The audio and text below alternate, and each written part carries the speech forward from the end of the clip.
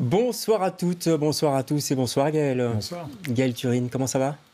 Ça va? Ça va, Mhm. malgré ce Malgré tout. monde, malgré le fracas du monde? Ouais, bah, il faut tenir la barre, il faut continuer à y croire, Ouais. malgré tout. Quand on fait du photojournalisme en plus. Mhm. Et bravo d'abord pour ce prix que vous avez reçu il y a quelques jours à Perpignan au festival de photojournalisme Visa pour l'image, c'est ça? Mhm. Primé pour la troisième fois déjà quand même, Mhm. donc vous connaissez bien ce festival, tant mieux, c'est bon signe. Pour le webdog Haïti au cœur de l'enfer, on va en parler, il a été réalisé avec Milo Milfort, journaliste, et Johnson Sabin, photographe. On va parler de ce webdoc qu'on peut voir écouter, lire, etc. sur la Libre Belgique, sur le site de la Libre Belgique. Avant ça, trois petites questions, c'est une tradition dans cette émission. Si vous étiez Gaël, un sentiment, vous seriez quoi? L'incompréhension. L'incompréhension. Une incompréhension. D'accord, comme sentiment. Waouh. Ouais, c'est un sentiment. Je crois que je suis fort habité par une forme générale d'incompréhension. Et donc, je pense que ouais, ça peut être un sentiment d'être Ouais. habité. Ouais, je Ce qui pense. vous pousse à essayer de comprendre le monde, peut-être. Ouais, je crois. Il doit y avoir de ça. Ouais. Mhm. On va pas faire de la psy à 5 balles, mais ça doit être un peu ça. Si vous étiez un pays hors Haïti. Kyrgyzstan. Ah ouais, pourquoi? Parce que j'en reviens et que j'y ai vu des décors, des paysages d'une beauté absolue, extrêmement préservés, avec une présence des animaux qui la rend encore plus belle, encore plus noble. Et ça a été un voyage absolument merveilleux. Waouh. Le Kyrgyzstan. Le Kyrgyzstan. Le même. Kyrgyzstan. On dit Kyrgyzstan. Ouais, d'accord. Et dernière question, si vous étiez une photo, vous deviez choisir une photo célèbre ou pas spécialement de vous. Ah, oh là là. Difficile, hein. Ouais, difficile, il y en a tellement. En fait, je dirais toutes les photos que j'arrive pas à prendre, en fait, ce à quoi j'assiste à longueur de journée dans la rue et qui m'échappent et qui sont des petites merveilles de la vie, en fait. Ouais. Allez, on va parler en tout cas ce soir des photos que vous avez prises. Et pas n'importe où, c'est à Haïti. Et vous êtes l'invité Gaël de LCR ce soir.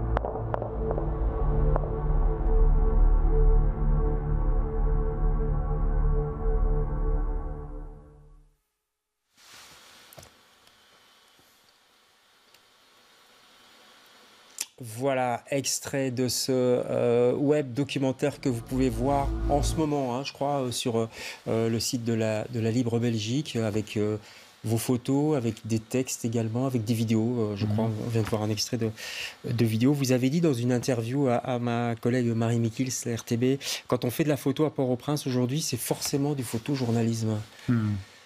On n'a pas le choix, en fait. Enfin, on est dedans. Bah évidemment qu'on pourrait aller à Port-au-Prince pour faire des tas d'autres choses, parce que Port-au-Prince, Haïti n'est pas que ça, loin de là. Mais c'est vrai qu'à partir du moment où il y a une âme de journalisme et qu'on a envie de pouvoir raconter ce qui se passe là-bas, on peut difficilement passer à côté de cette situation absolument dramatique. Ouais. Vraiment, c'est une situation sans précédent, alors que, bon Dieu, Haïti a déjà connu pas mal de périodes de grands troubles. Et vous connaissez bien Haïti, vous y allez depuis 2005, vous avez donné des cours, des formations de photojournalisme, justement. Qu'est-ce qui se passe maintenant? Qu'est-ce qui s'est passé pour que ça se dégrade à ce point? Ben, c'est une succession de périodes de troubles avec une démission de l'État, quasi généralisée.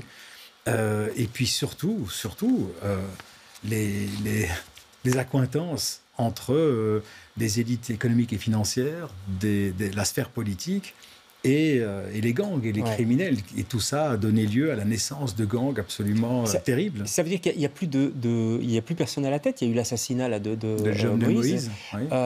Et depuis, l'État, c'est quoi? C'est qui? Ben, ce sont des gouvernements transitoires, des gouvernements qui n'ont pas beaucoup d'assises, des gouvernements qui sont sans cesse contestés, des gouvernements qui ne sont le résultat que de jeux politiques avec beaucoup de corruption, beaucoup de malversation. Et donc, c'est un État trop fragilisé aujourd'hui, structurellement et transversalement, trop fragilisé que pour pouvoir affronter la puissance de feu de ces gangs.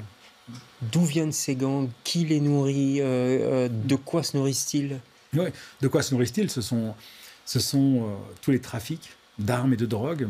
Haïti est devenu la plaque tournante dans la Caraïbe pour la cocaïne qui vient d'Amérique du Sud vers les États-Unis. Ça oui, mais les armes aussi donc? Alors les armes, il y a un trafic d'armes énorme.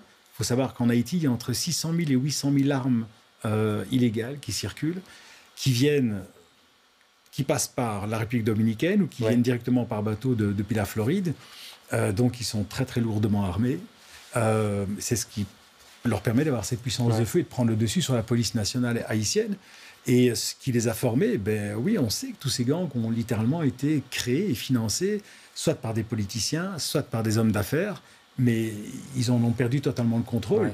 Ça, c'est la réalité. Alors, vous êtes photographe, vous avez fait un photoreportage sur eux. Comment on photographie les gangs qui sont des gens armés? Là, on voit les photos qui défilent pour l'instant.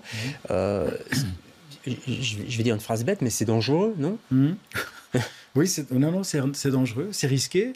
Il faut placer des balises de sécurité au maximum, partout où on le peut. Comment on fait, quoi, concrètement? Bien sûr. Vous arrivez dans un quartier... Alors, il ne faut jamais oublier la présence de notre fixeur, donc, qui est cette personne qui organise les choses, qui fait un travail absolument énorme, et on doit lui rendre hommage, parce que sans lui, ce webdoc n'existerait pas. Il s'appelle comment? Mendel Jean. Et qui va à la rencontre des gangs, qui va à la rencontre de toutes les personnes qu'on veut photographier dans le cadre du web documentaire, qui arrive à obtenir des accords ou pas. Et puis, en fonction de ça, il faut circuler dans la ville. Et sortir dans les rues de Port-au-Prince aujourd'hui, c'est se mettre à risque, c'est sûr.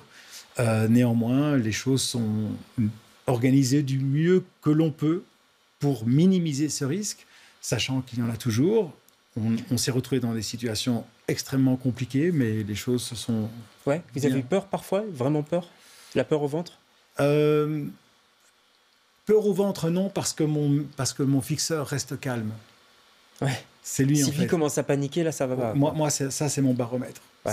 Si mon fixeur, dans la situation XY, si mon fixeur commence à paniquer, là, je peux vraiment paniquer aussi. Qu'est-ce qui pousse, vos photos sont magnifiques, on les voit pour l'instant, qu'est-ce qui pousse quelqu'un comme vous à aller se frotter au danger, je dirais? Vous voyez, qu'est-ce qui vous motive? Vous parliez tout à l'heure de l'incompréhension, mais c'est ça encore qui est là, parce que vous pourriez faire des photos, des portraits, je sais pas, ici en Belgique, tranquillement, quoi. Non, c'est vrai.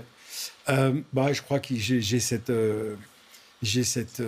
cette envie-là de continuer à raconter le monde et ramener le monde lointain vers nos publics à nous, ici, et Haïti plus particulièrement, parce que vous l'avez dit, c'est un pays où je voyage beaucoup, mais parce que c'est aussi un pays qui est dans une invisibilité totale. Complètement, ouais. Et que ce web documentaire, en toute modestie, un temps soit peu, va permettre à Haïti de justement peut-être émerger un petit peu. D'ailleurs, la preuve en est, on en parle aujourd'hui. Donc ça, c'est une satisfaction. Ça ne veut pas dire que j'ai l'utopie, que ça va changer l'odeur du café, hein, mais néanmoins, voilà, ça leur rend présence. Ouais.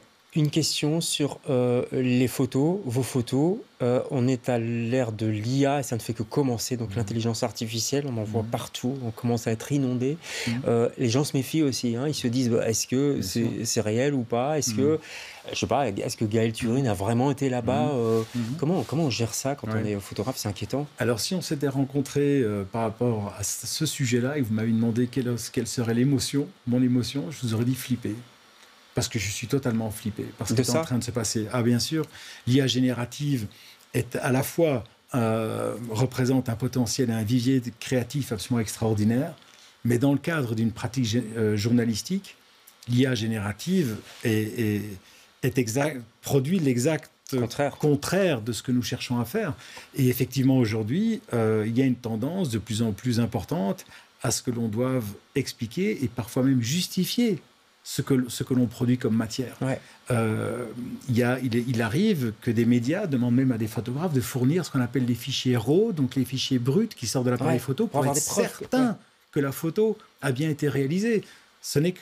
Et nous ne sommes qu'en 2025. Qu'est-ce qui va se passer dans 5 ou 10 ans avec tout ça dans un climat de défiance à l'égard des métiers du journalisme qui est grandissant? Bien sûr. Comment on peut inverser cette tendance qui paraît inéluctable? Vous êtes entouré quand même, on l'a dit, d'un autre photographe et d'un journaliste. Peut-être que ça amène encore plus de véracité. De véracité, vraisemblablement. En tout cas, sur la manière dont on a abordé la réalité port-au-princienne, dans l'exhaustivité aussi, dans la pertinence, j'espère, et je suis certain que la présence de mes 2 collègues haïtiens donne une forme de validité, de validation de tout ça.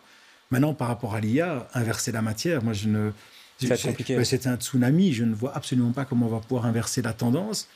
Ceux qui peuvent nous protéger, nous, c'est les médias, qui, eux, peuvent alors instaurer des règles et qui devraient s'inscrire en faux absolu par rapport à toutes ces pratiques d'IA générative et devraient poser des règles très, très fermes sur la non-utilisation de ces qu'on appelle aujourd'hui des documents.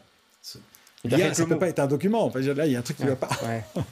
C'est inquiétant. On a bien compris votre inquiétude, votre amour aussi pour Haïti, qui ne va pas bien du tout, c'est le moins qu'on puisse dire, et dont on ne parle pas assez. Allez voir ce web documentaire, c'est passionnant, c'est sur le site de la Libre Belgique. Merci beaucoup Gaël. Merci pour l'invitation. Et bon voyage futur également. Nous on se retrouve demain avec d'autres invités. Bonsoir.